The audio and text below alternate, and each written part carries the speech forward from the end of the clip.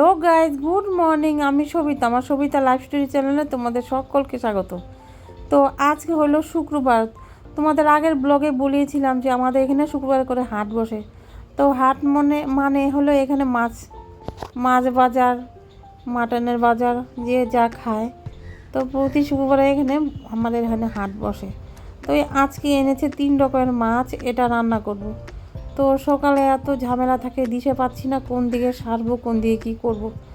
তো ভাবছি পা আগায় আবার পিছায়, তো শরীরও সেমন জুত লাগছে না। তো যাই হোক, বসে থাকলে তো আর চলবে না, খাওয়া তো পেটে দিতেই হবে।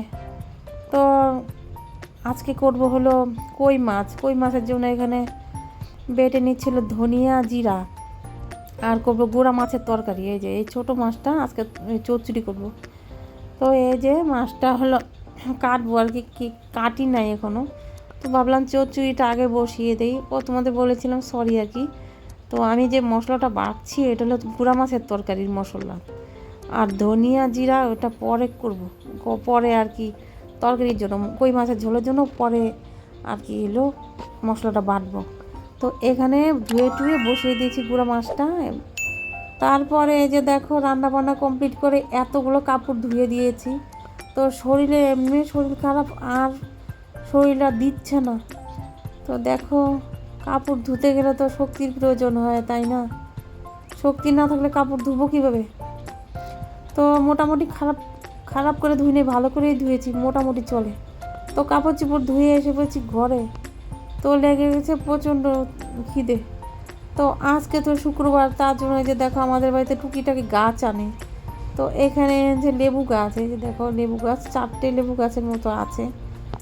তো আনে সপ্তাহে আনে। তো এই যে দেখো মাছের গন্ধ পেয়ে একজন হাজির হয়েছে। এরা যে কীভাবে গন্ধ পায় বুঝি না, ওই দূর থেকে এসে পড়ে। তো এটা ছিল ওই যে টেবিলে ছিল কালকের কিছু বাজার, ফ্রিজে তুলি নেই, আজকে এনেছে একটা মোটা ডাটা। এটা হলো নতুন। আর এখানে তো কচুগুলো কালকে এনেছিল, এগুলো ফ্রিজে আর রাখিনি। তো কচু ফ্রিজে রাখলে নষ্ট হয়ে যায়, তা ভাবলাম আজকে তো হবে না, কালকে শনিবার, কালকে খাবো। তো কাজকর্ম সেরে যে রান্নার দিকে গেলাম আর কি। রান্নার মেনুটা দেখিয়ে দিলাম তোমাদের। তো রান্নার মেনুটা দেখো কী রান্না করছি। বাদাম আলু দিয়ে কই মাছের তরকারি, আর একটা আইড় মাছ আছে আমার ছেলের জন্য। আর এখানে ওই যে তোমাদের বলেছেন মশলা বাটলাম যে চচ্চড়িটা, এটার মধ্যে ডাঁটা, আলু, বেগুন তো দিয়ে মেখে টেকে বসিয়ে দিয়েছি। মাছগুলো ভাজি নেই, তো কিছুটা মাছ ভাজা রেখেছিলাম খাওয়ার জন্য, আর কিছুটা কাঁচা মাছ দিয়েছি তরকারিতে। তো এখানে আছে ডাল সিদ্ধ, এই আজকের মেনু। এখানে ভাত, আর এখানে দুধ, আর ছেলের জন্য প্রেশার কুকারে ভাত। আজকের ভিডিওটা বড় করলাম না।